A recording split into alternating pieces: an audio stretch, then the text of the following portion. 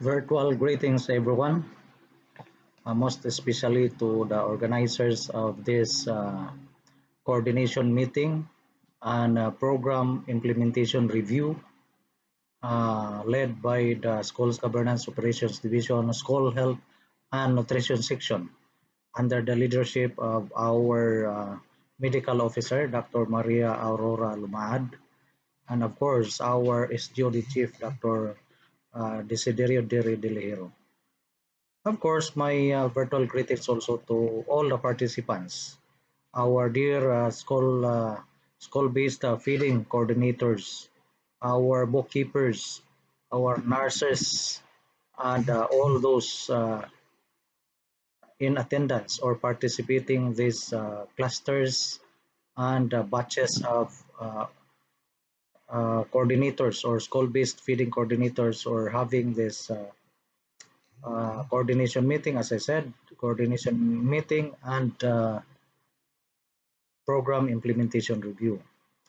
It only shows that we are done with our school-based feeding program for the year 2020, and as part of the process, we have to look into how successful are we in terms of implementation.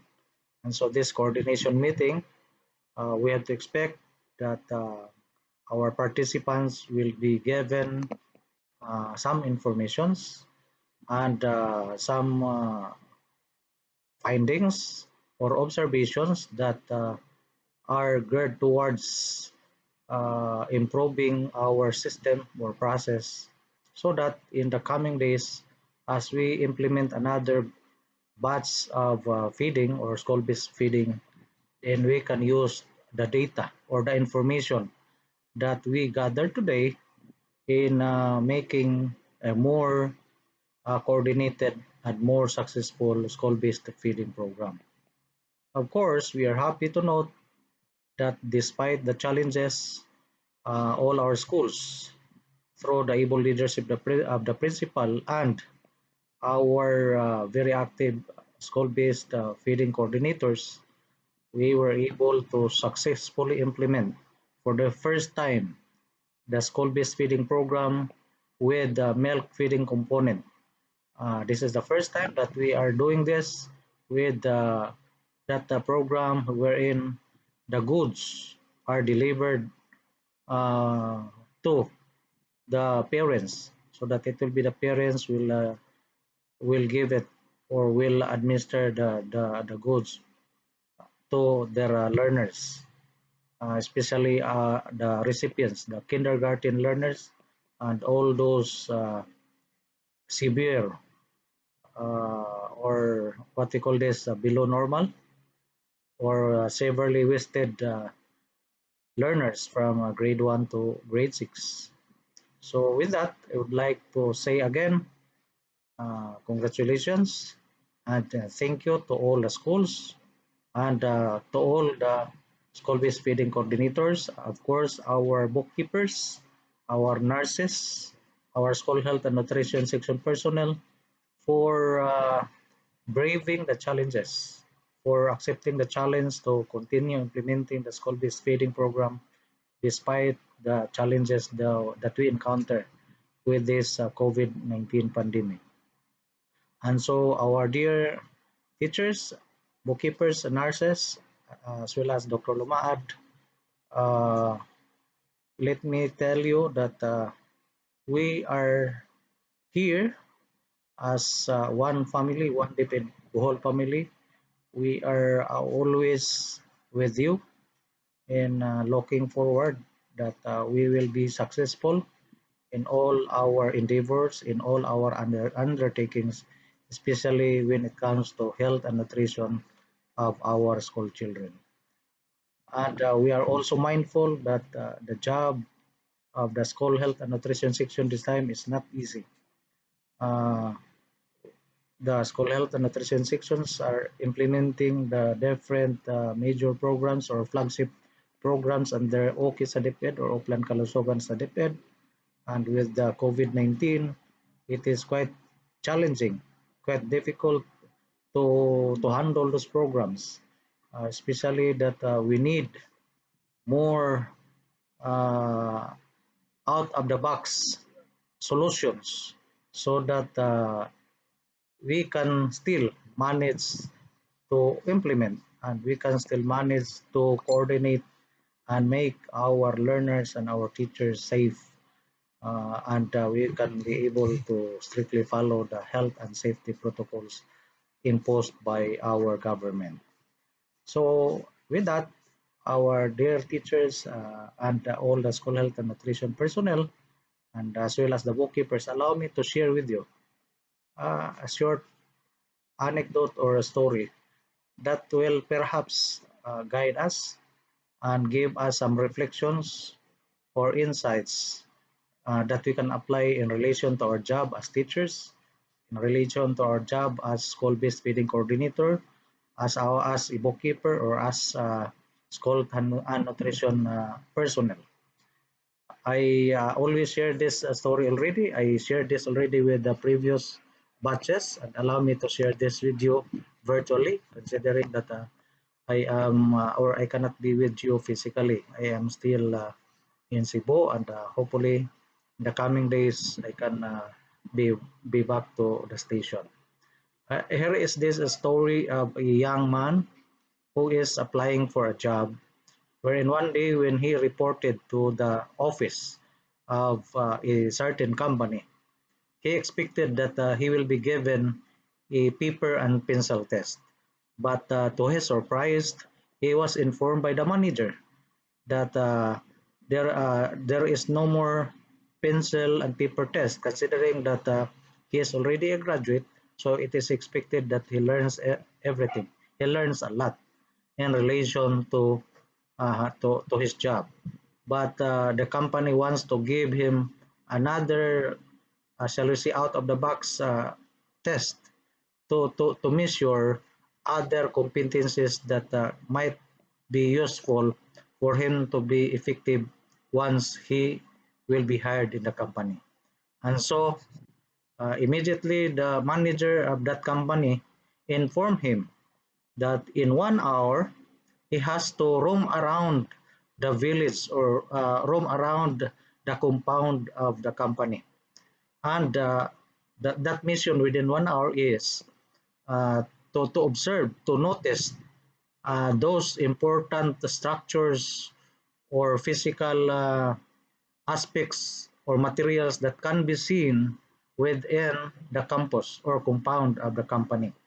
But it is not only up to that. While in 1 hour, he will be observing all those structures or nice things that he can see in the entire campus or compound. He has to bring along with him a tablespoon full of oil, vegetable oil.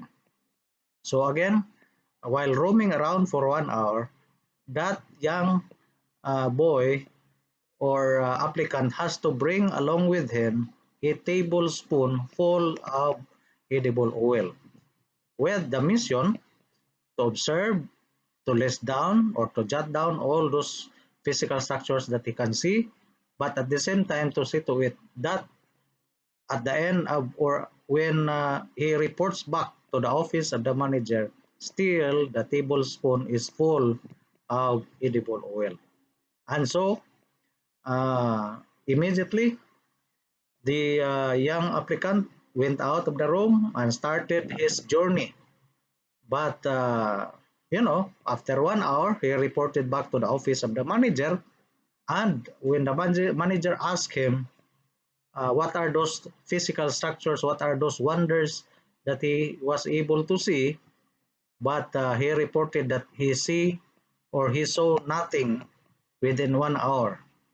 It's because he is very mindful of the tablespoon with full of edible oil, because he wants to see to it that the edible oil will not be spilled, will not be thrown away. And so the manager said, if that is the case, you will not pass this examination. But to his surprise, the manager said, I will give you another chance. For another 1 hour, roam around again this compound of this company, and again bring with you the tablespoon full of edible oil. But see to it again that you can tell me the different wonders in this compound. Because if you cannot give me those wonders or beautiful spot or beautiful physical structures that can be found in this compound, definitely you will not be hired. And so immediately again, he went out, started his journey, and after 1 hour, he reported back to the office, and then he eagerly narrated all those wonders that he observed. He even told the manager that in one spot of the compound he saw a very large swimming pool wherein there is a label or a notation there in that swimming pool that that swimming pool was built for about 10 years. So meaning it is quite big that it took 10 years for the company to finish. Then another structure, he narrated all those structures, beautiful structures. But then again, when the manager asked him, where is now the edible oil? And without any hesitation, he told the manager that he is very sorry because he was uh, observing, while he was observing, listing down those beautiful structure, he forgot that he was bringing with him the tablespoon with edible oil. So, meaning at the end or after 1 hour, no more edible oil in the tablespoon that he is bringing. And so, the manager said, I am very sorry. You are given another chance, but still you failed to pass the examination. Because the manager emphasized what we want is an employee who can focus to his main business, but at the same time, still he can give due attention to the other considerations, to the other aspects that will form part of the system, that will form part of his function, role, or responsibilities in the company. So with that story, my dear school-based feeding coordinators, nurses, as well as bookkeepers, it's very simple, but we have a lot of things to reflect to. We have a lot of things to understand, and we can use that story to remind us that, like for instance, you as our teachers, uh, if we will compare it with the story, looking at the important or beautiful spots or physical structure is like what you are doing as teachers, that you have given a lot of wonders, your different jobs, your different roles as teachers, as feeding coordinators, and all those things assigned to you in school are considered wonders of your job. You have a lot of things to do, and those are things that are expected of you as teachers.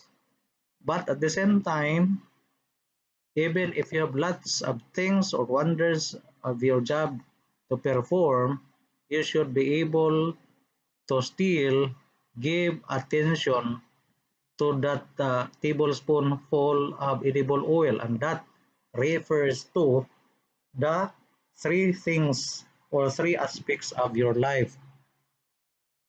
What are those three aspects of your life that you have to be mindful, even if you are busy working it out, even if you are busy doing something in relation to your work?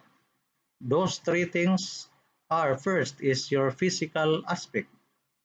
You must be sure that to for you to continue delivering your task as teachers, as feeding coordinators, or other coordinatorship in school, you should always be physically strong, and you need something, or you need to do something to remain physically strong.